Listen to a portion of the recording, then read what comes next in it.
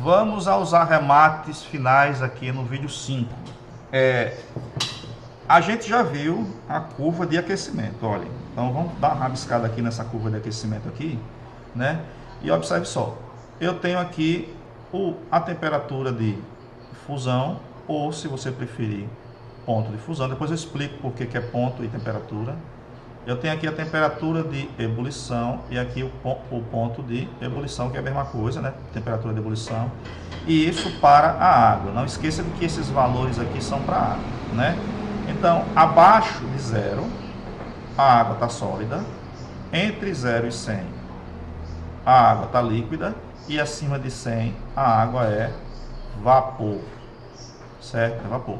Então, vamos lá. Você está aqui e aquece, quer dizer, a temperatura aumenta e o tempo passa, a curva tem esse formato, olha, a reta tem esse formato, e aqui está no estado de gelo, aí vem, aqui começa a derreter, né? Começou a fusão. Aqui a temperatura não muda, durante o período da fusão você vai ter gelo e água e a temperatura não vai mudar. Depois que o gelo vira água completamente, você pega, bota no fogo, na panela, e aí vai aumentando essa temperatura, o tempo vai passando até chegar aos 100 graus. Chegando nos 100 graus, a água começa a ferver, e enquanto ela estiver fervendo, você vai ter água e vai ter vapor. A água no estado líquido, ao carro, e vai ter vapor, certo? E aí você vai passando aqui, enquanto estiver na ebulição, fervendo na panela, não vai mudar a temperatura. É por isso que essa reta aqui ela fica deitada, ela não fica subindo que nem essa, né? E aí quando termina a ebulição, aí você vai ter a água completamente no estado de vapor.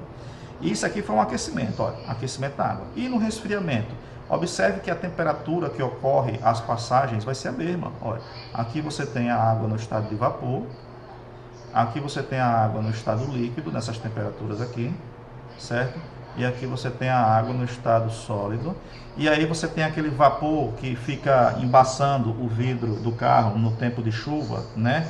Esse vapor, ele vai entrar em contato com o vidro do carro, com o para-brisa do carro, e aí ele vai ser resfriado, a temperatura vai baixar, o tempo vai passando, aí esse vapor vai perdendo calor, vai resfriando até que ele chega a 100 graus. Ele estava acima de 100 graus, ele chega a 100 graus, aí durante essa passagem do estado de vapor para o estado líquido, ele permanece a 100 graus, e aí finalmente ele termina de passar, de sofrer a condensação aqui no ponto de ebulição, passa para o estado de água. Ele vira água, fica no vidro do carro ali embaçando, né? Microgotículas de água, né? E aí vamos supor que você possa colher aquela água lá, e aí você passa uma esponja, depois você aperta dentro de uma vasilha, aquela água no estado líquido, e você pega aquela vasilha e coloca na geladeira, e aí ela começa a solidificar, e aí ela termina de solidificar, e aí passa para o estado de gelo, e aí vai descendo a temperatura até chegar na temperatura da geladeira.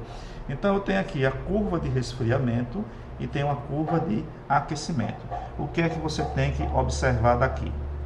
Aqui você vai observar que existem transformações que vão ocorrer na mesma temperatura.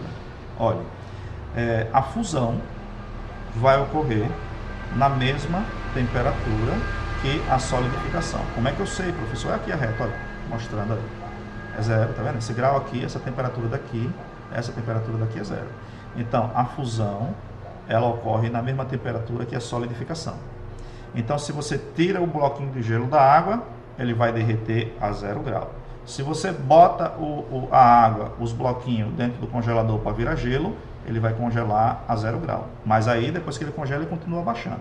Assim como a água, depois que o gelo descongela, aí continua aumentando a temperatura até chegar na ebulição, se você botar no fogo. Certo? Então, é isso que eu quero mostrar. E aqui também, ó, no caso da temperatura de ebulição, você vai ter o seguinte, que a ebulição, que é a passagem do líquido para o vapor, acontece na mesma temperatura que a condensação.